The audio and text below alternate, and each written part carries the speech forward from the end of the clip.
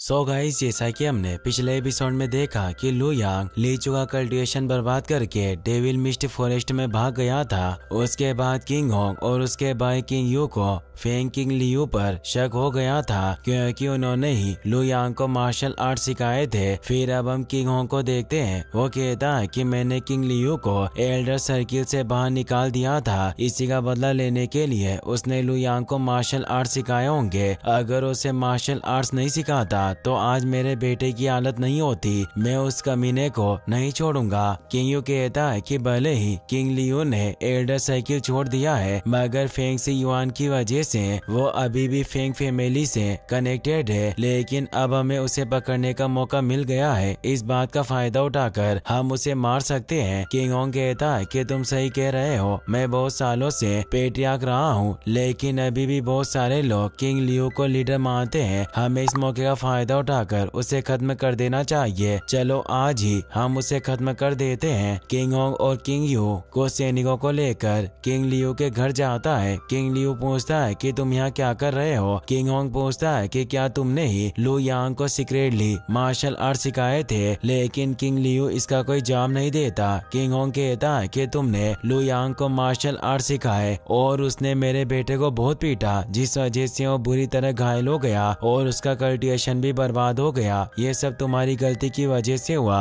अब तुम्हें ही इसका जवाब देना होगा। किंग लियू कहता है कि मेरी बेटी ली जियान ने मुझे इसके बारे में बताया। अगर तुम्हारा बेटा उसके साथ ऐसा गलत बर्ताव नहीं करता तो लू यांग उसे कभी नहीं पीटता। इसमें मेरी नहीं, सिर्फ तुम्हारे बेटे की गलती है। इस बात से गुस्सा होकर किंग होंग अपनी स्वॉर्ड निकाल लेता है तो किंग लियू भी अपनी स्वॉर्ड निकाल लेता है, लेकिन किंग होंग एक अटैक करके किंग लियू को दूर गिरा देता है। वो कहता है कि तुम मेरा सामना नहीं कर सकते हो, इसलिए ज्यादा होशियार मत बनो। किंग लियू कुछ नहीं कर पाता और सैनिक उसे पकड़ लेते हैं। फिर हम सीमिंग को देखते हैं। वो फेंग मेंशन के बाहर आ जाता है। एक सैनिक उससे कहता है कि तुम कौन हो और यहाँ क्या कर रहे हो। सीमिंग कहता है कि मैं फेंग किंग शी को ढूंढ रहा हूँ, क्या तुम उसे जानते हो। सैनिक कहता है वो तो बहुत सालों पहले मर चुकी है, आखिरकार तुम कौन हो और उसे क्यों ढूंढ रहे हो। ये सुनकर सीमिंग चौंक जाता है। वो पूछता है कि क्या तुम उसके बेटे को जानते हो। अगर तुम उसे जानते हो तो मुझे उसके पास ले चलो, क्योंकि मुझे उससे बहुत जरूरी बात करनी है। सैनिक कहता है कि तुम्हें आने में बहुत देर हो गई, क्योंकि किंग शी के बेटे लू यांग ने फेंग फैमिली के लीडर के बेटे को बहुत पीटा है, जिस वजह से उसका कल्टीवेशन बर्बाद हो गया। इससे गुस्सा होकर पूरी मेंग फैमिली उसे ढूंढ रही है। वो अपने आप को बचाने के लिए डेविल मिस्ट फॉरेस्ट में भाग गया। यह सुनकर सीमिंग को गुस्सा आता है। वो अपनी पावर एक्टिवेट करके पूछता है कि फॉरेस्ट किस तरफ है और लू यांग के बारे में किसे पता है। उसे देखकर सैनिक घबरा जाता है। वो कहता है कि हमारे थर्ड मास्टर किंग यू अपने सैनिकों के साथ लू यांग का पीछा कर रहे थे, उन्हें इसके बारे में सब पता है। सीमिंग कहता है कि मुझे उससे बात करनी है, इसीलिए मुझे उसके पास ले चलो। तभी किंग यू और उसके सैनिक किंग लियू को पकड़कर मेंशन के बाहर आते हैं। वो सैनिक भागकर वहां आता है। वो बताता है कि एक मास्टर स्वॉर्डमैन आपसे मिलने के लिए आ रहा है। सीमिंग वहां आ जाता है। वो कहता है कि मैं किंग शी के बेटे को ढूंढ रहा हूँ और सैनिक ने मुझे बताया कि तुम जानते हो कि वो कहाँ है, इसीलिए मुझे लू यांग के पास ले चलो। ये बातें सुनकर किंग लियू पूछता है कि क्या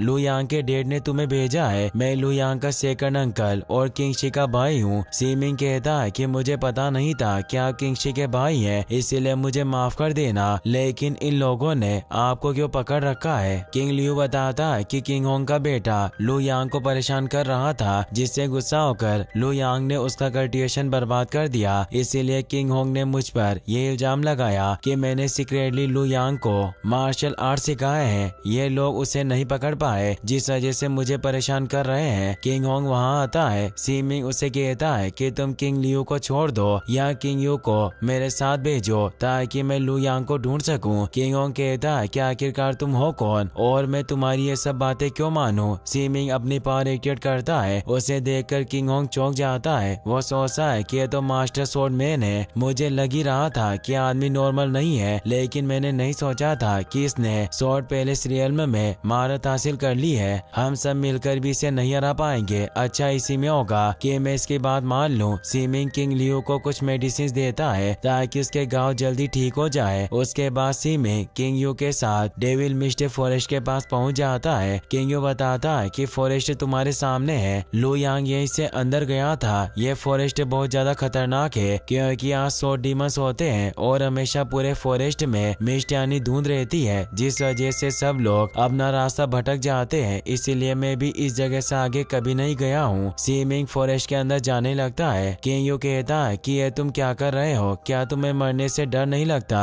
सीमिंग कहता है कि तुम सब इसे डेविल मिस्ट फॉरेस्ट कहते हो, लेकिन इसका असली नाम ब्लडी वेस्टलैंड है। ये बहुत बड़ी जगह है जिससे नॉर्थ डोमेन, सेंट्रल डोमेन और ईस्ट डोमेन आपस में जुड़ते हैं। 10 लेजेंडरी स्वॉर्ड में से एक ब्लड गोल्ड स्वॉर्ड को सबसे पहले इसी ब्लडी वेस्टलैंड में देखा गया था। इसे ब्लड गोल्ड एस्टर यानी पूर्वज लेकर आया था। उसके बाद ब्लड गोल्ड एस्टर एक ब्लेड मास्टर बन गया और उसे इमोर्टिलिटी मिल गई। भले ब्लडी वेस्टलैंड एक खतरनाक और रेस्ट्रिक्टेड प्लेस है, लेकिन वो खतरा सिर्फ इसके सेंटर में होता है। ये सब बातें बताने के बाद सीमिंग किंग यू को वहाँ से भेज देता है। फिर हम लू यांग को ब्लड वेस्टलैंड में देखते हैं। वो घबराते हुए फॉरेस्ट में आगे बढ़ रहा था। कुछ वक्त चलने के बाद वो एक पेड़ के नीचे सो जाता है, लेकिन तभी एक डीमन लायन वहाँ आ जाता है। उसे देखकर लू यांग घबरा जाता है और अपनी स्वॉर्ड लेकर उसे मारने के लिए तैयार हो जाता है। इसी के साथ ये एपिसोड यहीं पर खत्म हो जाता है।